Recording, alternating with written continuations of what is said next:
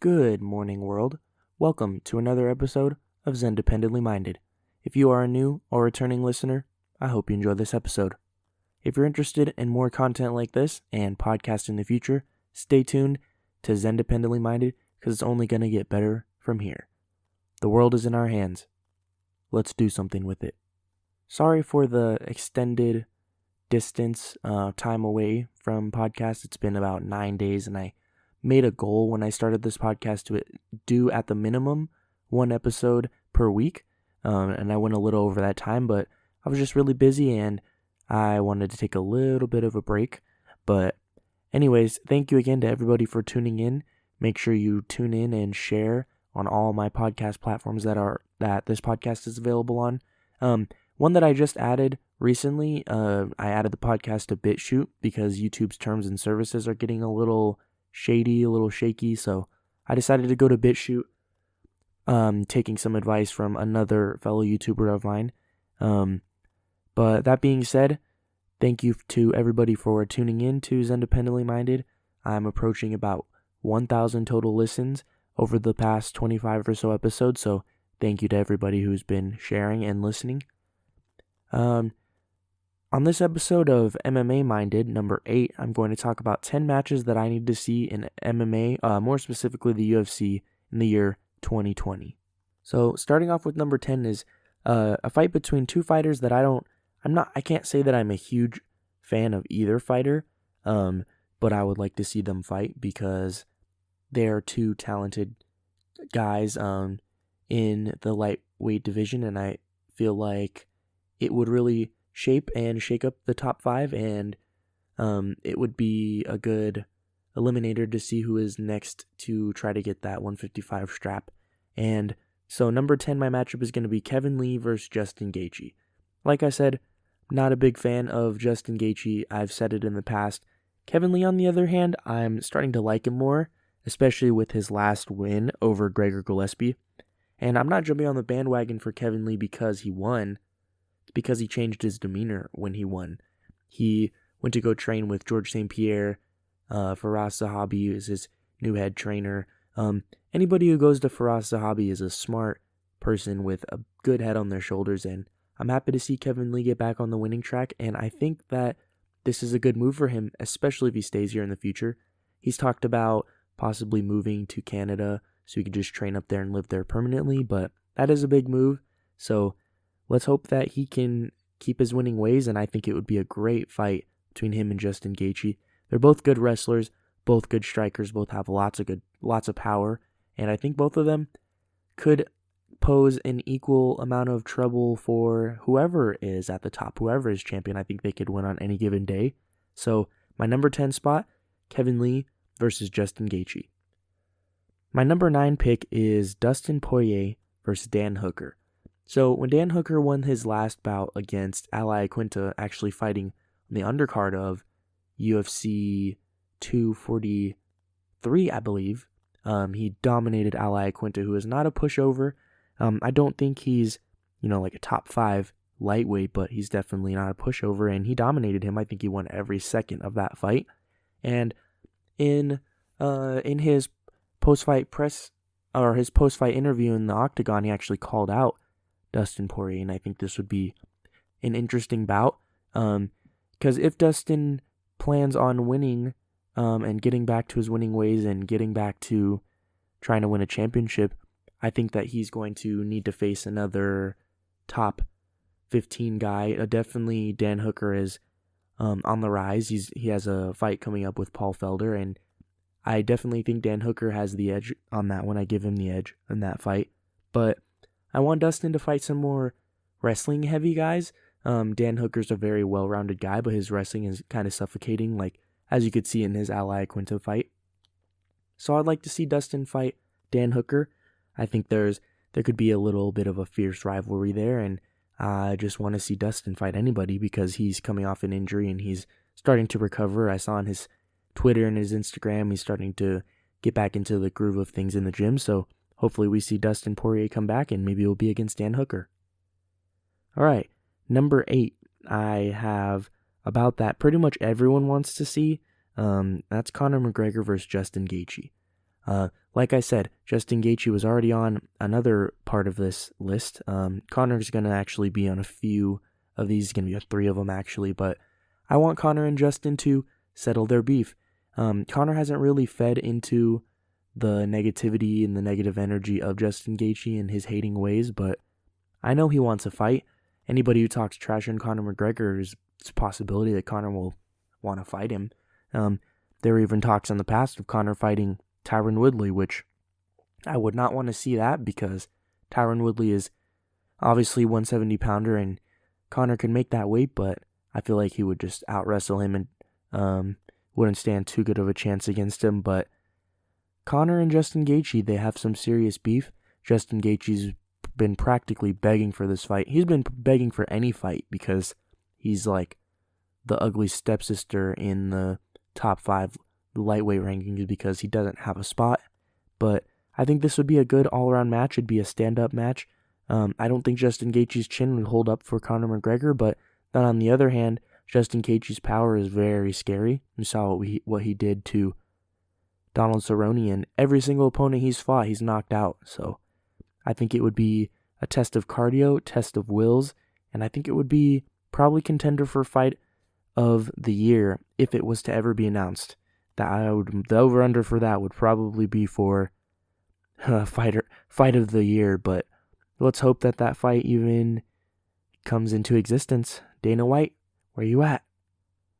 All right, coming down to number 7, I have one that's been talked about before, and it's actually been booked before, and that's Colby Covington and Tyron Woodley.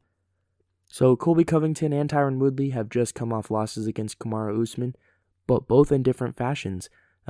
Not a lot of people expected the Tyron Woodley and Kamaru Usman fight to be as dominant of a victory for Usman as it was. On the other hand, Colby Covington really stood his ground, and it was one of the best matches I've seen this year. He came away with a loss, though. He got his jaw broken, got knocked out with 50 seconds left in the 5th round. But that's just a testament to Kamaru Usman's underrated striking. He's dedicated to sticking to the game plan and being very tactical with his striking, and Colby is more chaotic, hence the nickname Chaos. That being said, it'd be a classic wrestler versus wrestler, but I don't think Tyron Woodley's wrestling could handle Colby Covington. I don't think it would neutralize Colby Covington's wrestling, nor would he be able to stand the onslaught of Colby's very good cardio and very good endurance and pace that he pushes in all of his fights, including against Kamaru Usman, who had previously never lost a round. So that's another impressive thing that Colby Covington did, and let's hope that Colby stays in the UFC because he is a damn good fighter. He's got a lot of heart. He's got a tough chin. He took a lot of shots, but the last 2 really put the nail in the coffin for that loss. But Colby Covington versus Tyron Woodley, number 7. Coming down to number 6, it's a little bit of a vague one, but I just want Jon Jones to fight any heavyweight. I want to see how the so-called GOAT in people's eyes, not in my eyes. I think he's the greatest light heavyweight fighter of all time, but he will never be the GOAT in my eyes because there's another guy named George St. Pierre who exists. And as long as GSP doesn't get snapped away by Thanos, and his history isn't completely as long as it doesn't disappear, then Jon Jones will never be the GOAT. I think George St. Pierre is. But anyways, I just want to see how Jon Jones fares against heavier, bigger, kind of more powerful opponents up at heavyweight. I know he's been talking about and teasing moving to heavyweight, fighting Stipe for the heavyweight belt, and then becoming a champ. I know the light heavyweight division is probably the least talented division in the UFC. There's not a lot of hopes there for Jon Jones. There's just Dominic Reyes, who is going to fight Jon Jones in March or February, I believe. So we're going to have to see how that goes, but I just want to see Jon Jones fight any heavyweight, and I think that he would fare well there. I think he's a perfect build for light heavyweight and heavyweight. So hopefully we see that in the future. I think we will sometime next year, maybe late next year in the fall possibly. Moving on to number 5, I have Israel Adesanya versus Paulo Costa. So these two have beef. They're both undefeated in the middleweight division. Israel Adesanya obviously holds the belt. Paulo Costa just came off of a decisive and controversial win over, what's his name? That big Cuban dude, Yoel Romero. So they have beef. They've been shouting at each other. They've talked trash to each other backstage. Keep calling each other out. I think that that would be a really good match. It'd be two undefeated guys. One has the belt and one doesn't. But I would give Israel Adesanya the advantage there because Paulo Costa was dropped and almost finished by Yoel Romero. And I just think Israel Adesanya is too crafty, and I think that he would be able to beat Paulo Costa on that, but that's my number 5 pick. Coming down to number 4, I have Conor McGregor versus Dustin Poirier 2.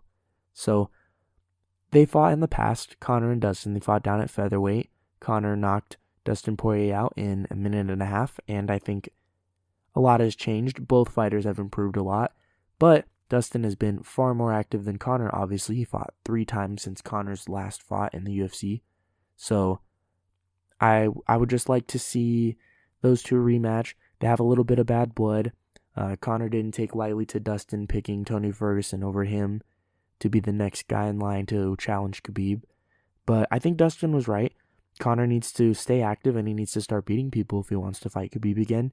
But if we get the best Conor McGregor we've ever seen back, the one who fought Eddie Alvarez and the one who destroyed Jose Aldo in 13 seconds, I think he can beat anybody, including Khabib. So, Conor McGregor and Dustin Poirier 2, I would love to see that rematch. Make it happen, Dana White. Coming down to the top 3. Number 3, I have Jorge Masvidal and Kamaru Usman. So, when Jorge Masvidal started to really surge in popularity this year, I wasn't a big fan because I seen him knock out a rushed Darren Till and Ben Askren. He got really lucky with that knockout. That's how I used to see it, but I really started to pay attention to Jorge Masvidal, and I'm not going to jump on the bandwagon and say I'm a huge fan, but he's definitely an underrated fighter. He's got superb boxing. He's got good enough wrestling to be able to handle anybody at any given day. And I think he has enough power to put away anybody, even going up to the middleweight division. So him and Jorge and Kamaru Usman, they have beef. They don't like each other. The whole welterweight division, they all have beef with each other. They all want to fight each other. It's kind of exciting because the welterweight division has a lot of talent, a lot of guys who want to take each other's heads off, and I think that this would be a great match. It would sell a lot of pay-per-views because of how good Jorge Masvidal is on the feet, how good Kamaru Usman proved to be on the feet, and just how popular Jorge Masvidal has grown in this past year. The only problem is I would be rooting for Jorge. I'm not sure if his wrestling would be able to survive Kamaru Usman's kind of suffocate you on the cage and break at your body until you are too tired and too slow, and then he'll put you away. That's what we saw him do to Colby Covington. It was a very smart game plan, but I'm not sure if it would work with Jorge. Jorge has too much power, and I would hope to see him put Kamaru Usman away and become champion. So coming down to number 2, I have one that pretty much any fan of the UFC wants to see, and that's Conor McGregor versus Nate Diaz 3. I don't know what else there is to say about this match. Both of these guys need a win. I guess Nate Diaz doesn't need one as much. He just beat Anthony Pettis at the beginning of the year, or the middle of the year is around summertime, around spring. But nonetheless, everyone wants to see the trilogy be finished with Conor McGregor and Nate Diaz. And I think that we're going to get it. Seeing Conor McGregor staying at welterweight or going to welterweight to fight Donald Cerrone sets up a lot of future matches for him. Sets one up possibly with Kamaru Usman, I think is a horrible idea. I don't want to see my boy get smashed by Kamaru Usman. The dude is too big. He is too big, and his wrestling is too much. It's a possible setting up a possible match with Jorge, setting up one with Nate Diaz. Obviously, I would love to see Conor and Nate duke it out again. They both each have a win. And I would just like to see how much each fighter has improved since they last fought each other. But specifically against each other, of course. because we've seen Conor fight 2 other guys since he beat Nate Diaz. And we've seen Nate Diaz fight a few other guys since he's fought 2 guys since Conor. So it would be nice to see them rematch. They're both 1-1 since they last fought each other. So we'll have to hope and pray that Dana White, Conor, and Nate agree to a 3rd fight. But that's going to wrap up my number 2 spot. And my top spot for matches that I need to see, it's another vague one, but I need to see George St. Pierre come back. I don't care who it is against. George St. Pierre can fight that old man in the bar that Conor punched. I don't care. I want to see GSP fight someone. Whether it's Tyron Woodley, Kamaru Usman, Conor McGregor, Khabib. I'm favoring a Khabib-GSP match because I definitely think that GSP would be able to beat Khabib. He's not the only guy, but I think that he would be because his striking is perfect. His wrestling is perfect. His takedowns, perfect. Takedown defense, near perfect. Submission game, great. I think that GSP holds possibly the 2nd or 1st best chance at anybody beating Khabib and dismantling him and adding that 1 loss to his undefeated, unblemished record. But so for the 3 people I think GSP should fight, like if he was to come back and have 1 more match next year, obviously number 1's going to be against Khabib. I think the 2nd one could be against Kamaru Usman.